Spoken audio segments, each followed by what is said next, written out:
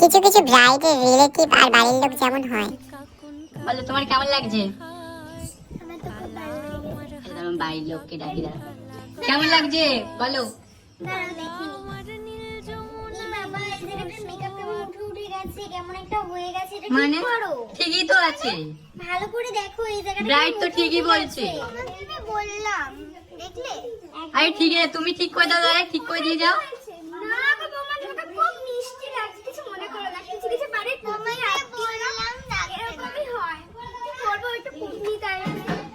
তোমাকে বললাম তুমি দেখো না। আমি বাড়ির লোকের কাছ থেকে রিভিউ নেবো না, বলো। ঠিক আছে, আমার মনটা তো খারাপ হয়ে আরে ছাড়ো ছাড়ো, গিফট টিপ নিয়ে খাইয়ে দাইয়ে বাড়ি পাঠিয়ে দেবো, কিছু মনে করো না। খুব মিষ্টি লাগছে তোমার কাছে। দেখে তো তোমার বাড়ির লোককে দেখে কি মানে খারাপ লাগছে আমার?